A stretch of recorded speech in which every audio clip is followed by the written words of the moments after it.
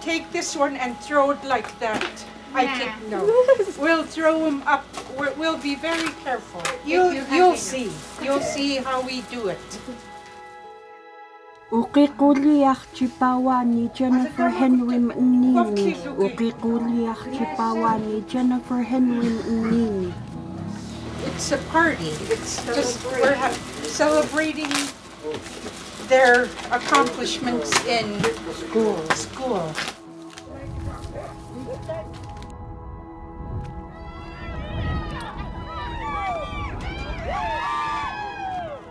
So throw party, I called it throw party because there's no seal blubber to give. They're grateful, they're so happy, it's a celebration, so it's a throw party. And then the community gets the gifts. And that's how it works best for a rural community, being together. Even though we have our individual lives, we know we need each other at the same time to survive.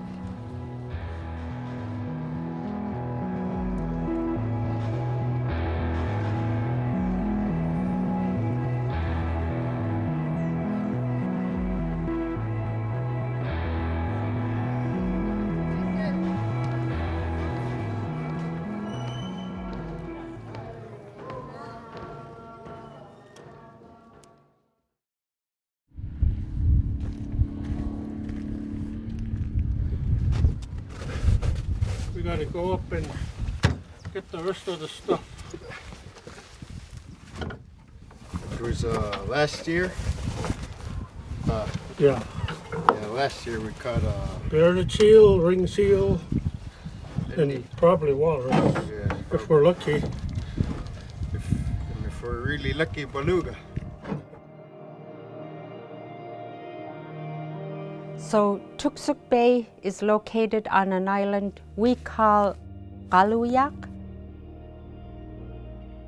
In English it's called Nelson Island, and it's located in the southwestern coast of Alaska.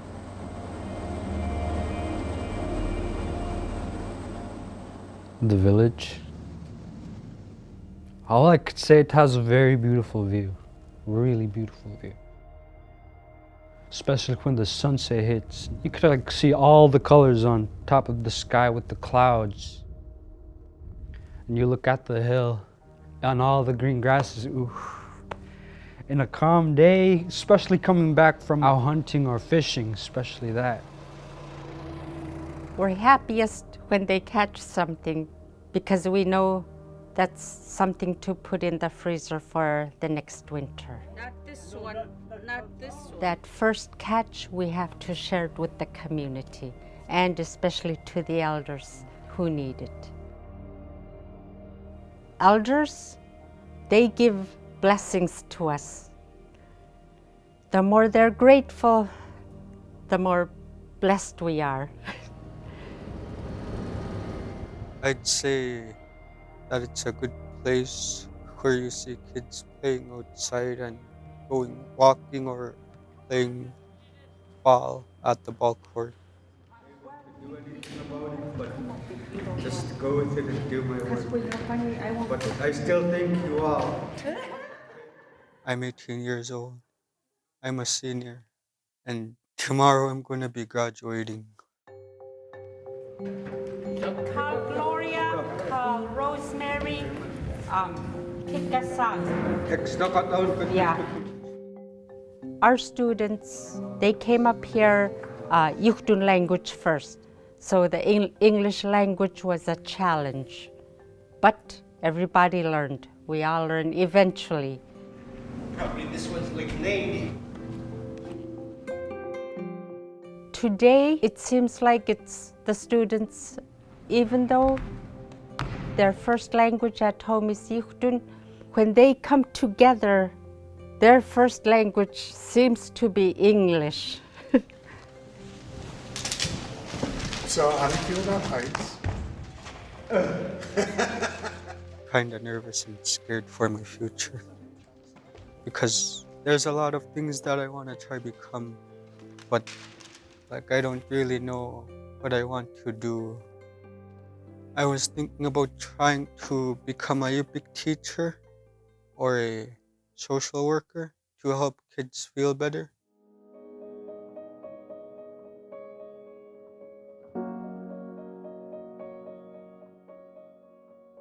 The suicide rate here is really high. Lost 5 friends actually. 1 year after the other. I was pretty close. I even played ball with them in high school. I even lost my uncle through suicide too this year. My 4 cousins died from suicide.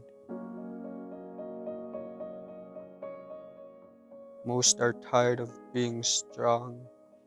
Most are tired of carrying everything that happened in the past.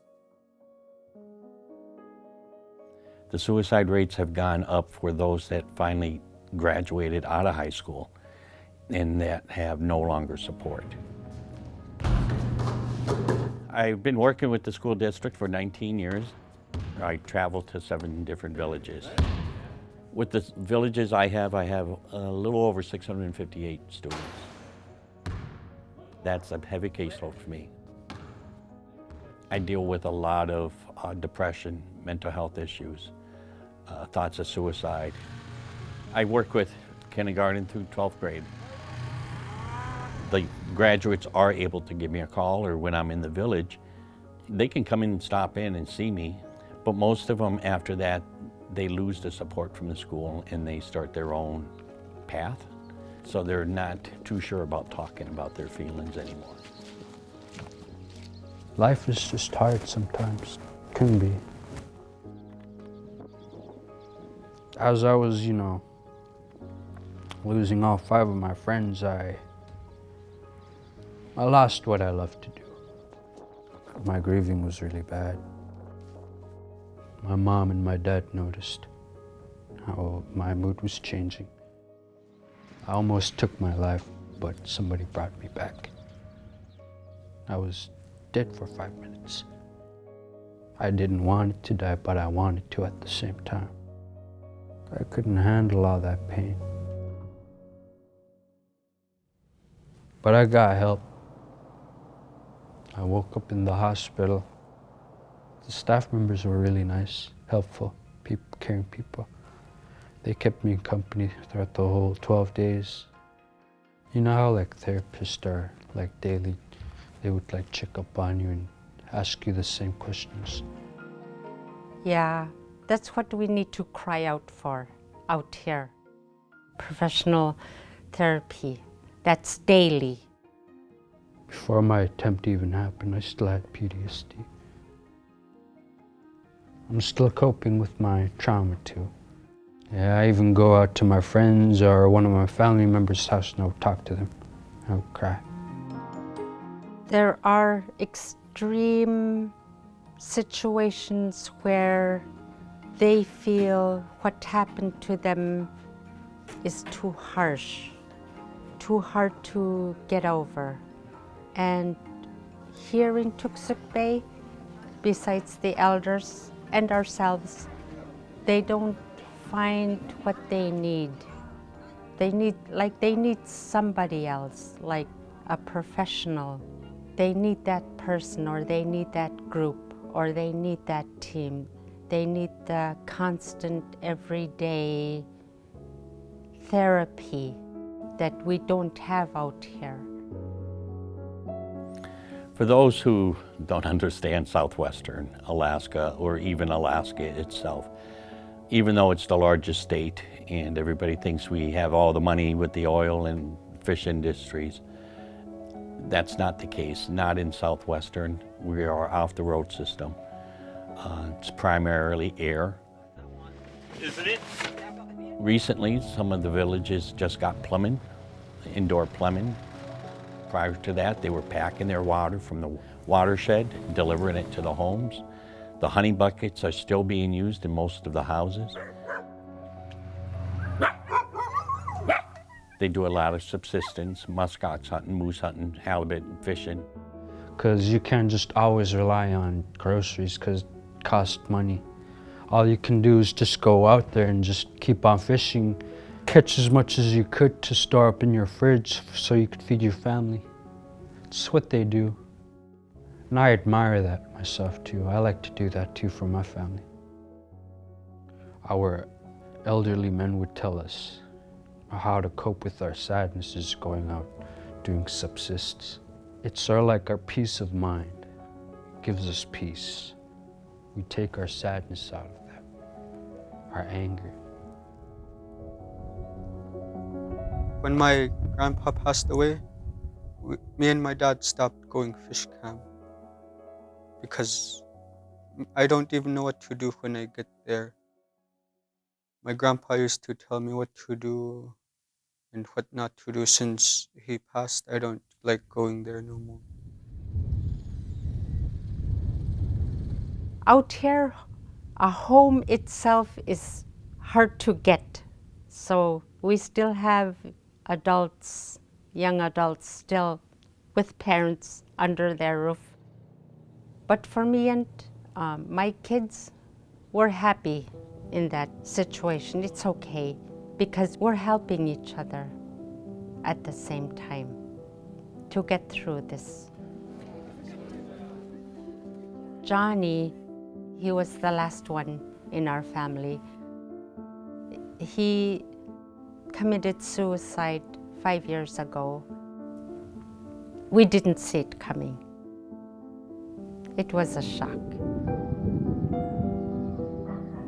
At first, I asked God to do yesterday again. But then I realized it was a silly prayer. I turned to God right away. I knew I wasn't the only one with this big loss, so be strong. I had to be strong for my husband. I had to be strong for my kids. I had to be strong for his family, his cousins, his friends, his grandparents, everybody. At the same time, I know my friends felt the pain for me. 5 years kind of seems like it's over, but it's not. Not here when it keeps happening every year. The healing process is taking longer because the memory keeps coming back. Because before a year passes, somebody does it.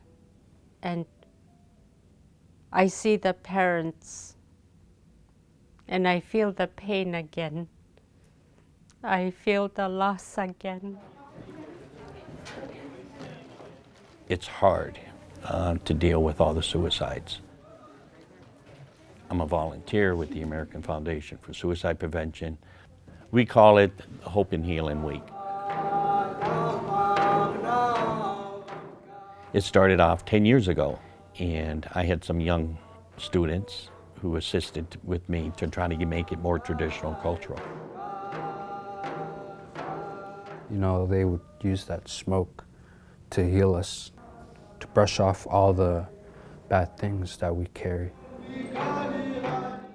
And everybody would just start drumming, singing for the ones we lost. So we had some good elders talk that came in and talked. And then we talked about a candlelight ceremony.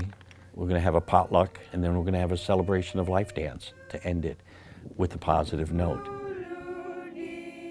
Yesterday we did the community walk.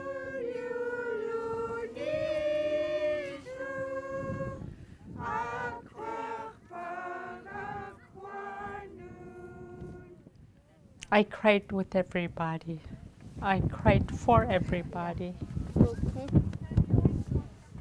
I started getting emotional too, but I remembered who I was walking for. I feel better since there was a lot of people walking with me. because that reminded me that I'm not alone. I still have a lot of energy from that walk, so later on I was going to call and ask my friends if they can go walking again. My hope in healing is basically to start the conversation. Because there's always a chance to live a full life. A lot of parents did not know how to talk to their kids about death, about how they're hurting inside. That's the main reason why people kill themselves. They don't talk. I struggle too myself. My uncle told me that if I'm going through some stuff and I can't talk to nobody, I can always go out in the tundra and start talking to the tundra or the rocks or anything there. When I say to the kids when they're grieving is, it's okay to cry. Tell me a story. Tell me a good time that you had with the person who died. Let's talk about it. And if we cry, we're gonna cry. And that's okay. Your story's worth it. Your life is worth it. You don't need a magic wand or anything, just talk. Talking saves lives.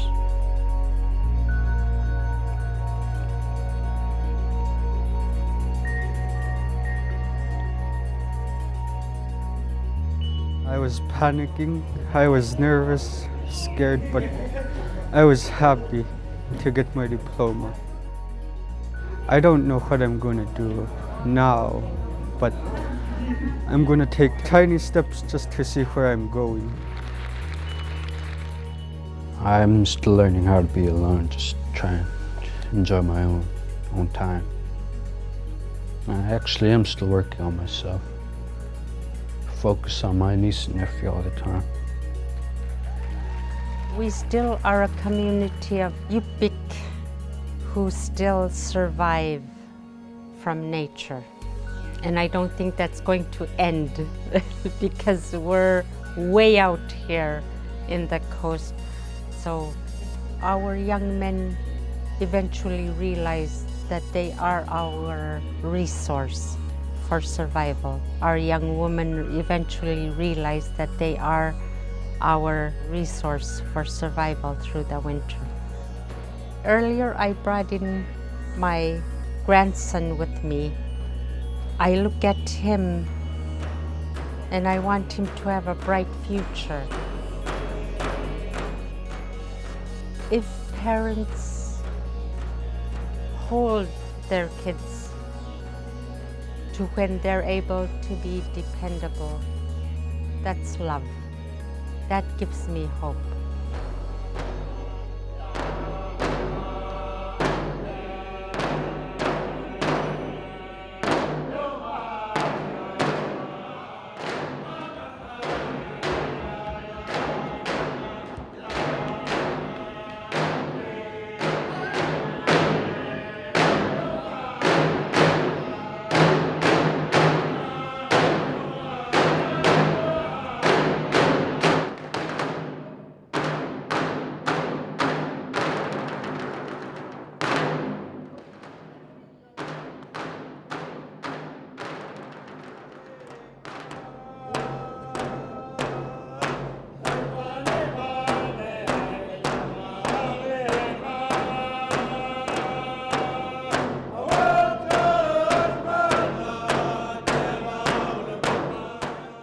Thanks for watching this episode of Indie Alaska from Alaska Public Media. Our work is only made possible by the generous support of our viewers. Consider supporting Indie Alaska by making a financial donation at the link below. Thank you.